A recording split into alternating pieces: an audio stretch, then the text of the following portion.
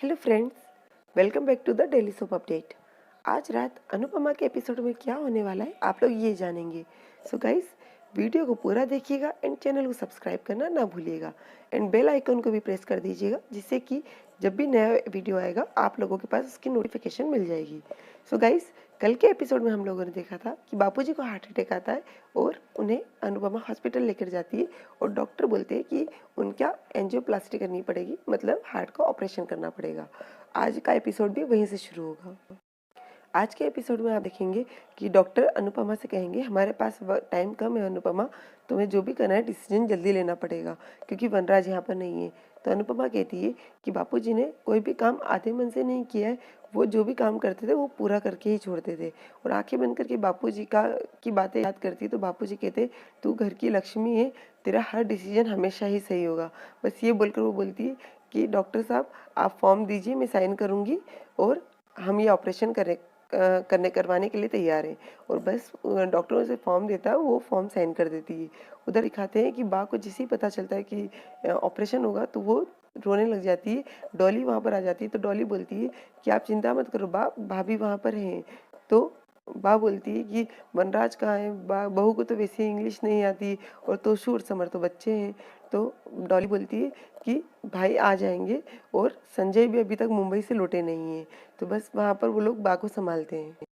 उधर summer continue वनराज को phone लगाता है, लेकिन वनराज का मोबाइल स्विच ऑफ होता है तो उसे पता नहीं चलता, वो सोया होता है।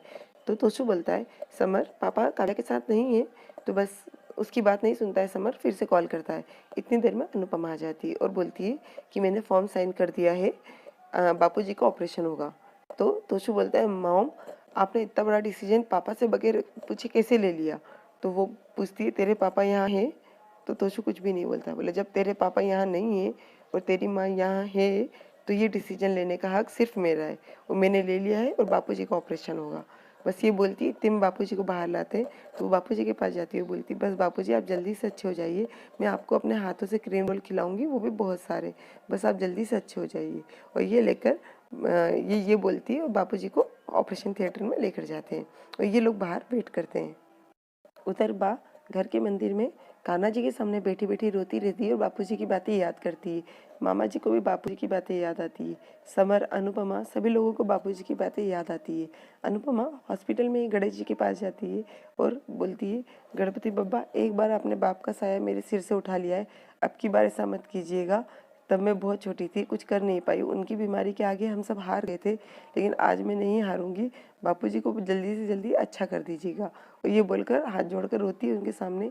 इतनी देर में समर उसको बुलाने आता है और ये लोग दौड़ कर जाते हैं तो डॉक्टर ऑपरेशन थिएटर से बाहर आते हैं और ये लोग पूछते हैं तो डॉक्टर कहते हैं कि सर्जरी तो हो चुकी है पर अभी हम लोग कुछ नहीं कह सकते जब तक उन्हें अच्छे से होश नहीं आ जाता है। उनकी बॉडी किस तरह से रिस्पॉन्स करती है अभी हम उसके बारे में कुछ नहीं कह सकते। और बस वो लोग वेट करते हैं और तोशु बोलता है काश ये इतना बड़ा डिसीजन लेने के लिए पापा यहाँ होते। और सुबह हो जाती है। वनराज उठता है और मोबाइल को उठाने जाता है, जैसे देखता तो बोलता ओफो मोबाइल चार्ज तो लगा दिया था लेकिन इसे ऑन करना भूल गया। इतनी देर में डोरबेल बजती है तो काव्या कहती है कि देखो ना वी दूध वाला होगा, प्लीज़ दूध ले लो ना।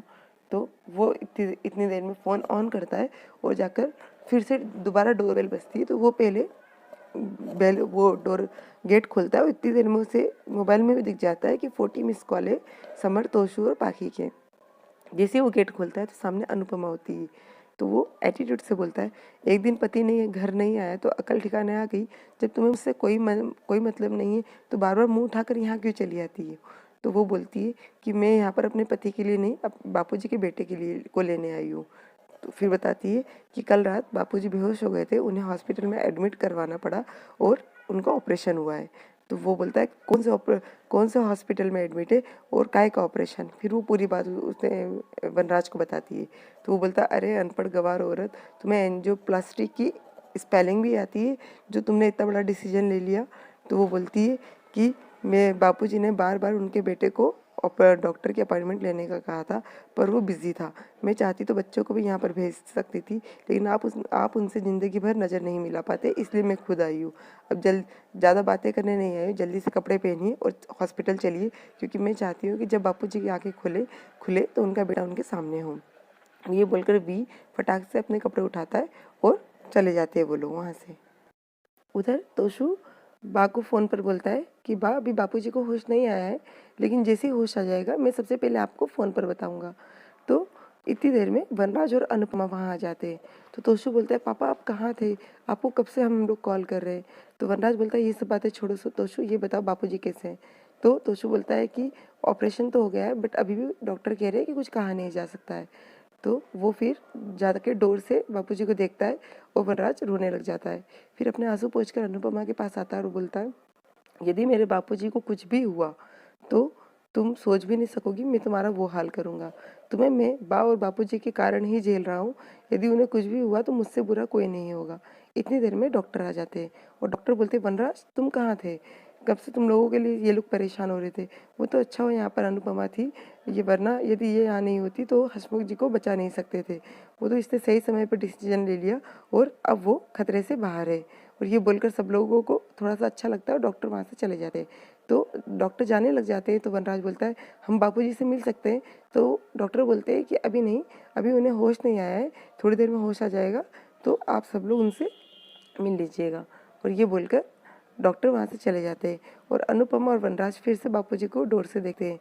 और वनराज अनुपमा से कुछ कहने जाता है, इतनी देर में अनुपमा बाहर आ जाती है और बाहर आते आते सोचती है कि वो सारी बातें सोचती है कि मुझे कार चलाना नहीं आती है, डॉक्टर ने क्या कहा था और कार में चला नहीं पा रही थी, टैक्सी भी 20 मिनट्स लेती, सबकी बातें वो सोचती है।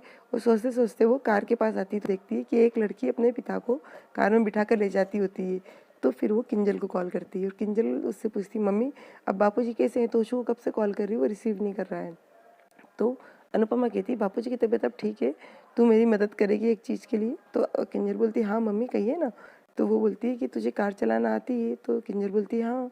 तो बोलती है तुम मुझे सिखाओगी। तो हाँ मैं सिखाऊंगी, पर अचानक आप ये सब बातें क्यों कर रहे हैं। तो वो बोलती है कि ज़िंदगी का कोई भरोसा नहीं, कब कौन सा सवाल पूछ ले, इसलिए हर जवाब के लिए हमें तैयार होना पड़ेगा। इसलिए चाह रही हूँ कि अब किसी और का सहारे का इंतज़ार नहीं करूँगी, अपना सहारा खुद बनूँगी। इसलिए बस सिर्फ यही चाहती हूँ कि हर चीज़ मुझे आनी चाहिए, हर चीज़ के लिए मैं तैयार रहूँ। और इतने में वो फ़ोन काट देती है। बस आज के एपिसोड में आप लोग यही सब देखेंगे। कल के एपिसोड में आप देखेंगे कि किंजल अनुपमा को कार सिखाने आएगी तो तोशु बोलेगा कि किंजल माँ कार चलाना नहीं सीखेंगी, उन्हें इसके लिए उन्हें बापूजी और पापा कभी भी इजाज़त नहीं देंगे। और उधर वनराज अनुपमा से कहेगा तुमने कभी ज़िंदगी में साइकिल भी चलाई है जो कार चलाओगी, तुम सिर्फ रसोई के लिए बनी हो और रसोई का ही काम करोगी।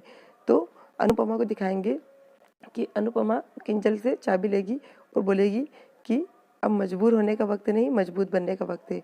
और बाद से बोलेगी कि ये सब मैं बापूजी के लिए कर रही हूँ, यदि आपको लग रहा है कि मैं गलत कर रही हूँ तो मुझे रोक लीजिएगा। और ये बोलकर वहाँ से चली जाएगी। ये सब कल के एपिसोड में दिखाएंगे। तो गाइस और आगे की अपडेट के लिए डेली सोप अपडेट से जुड़े रहिएगा एंड चैनल को सब्सक्राइब करना ना भूलिएगा। हम लोग कल फिर मिलेंगे नए एपिसोड के साथ में। तब तक के लिए take care and bye bye.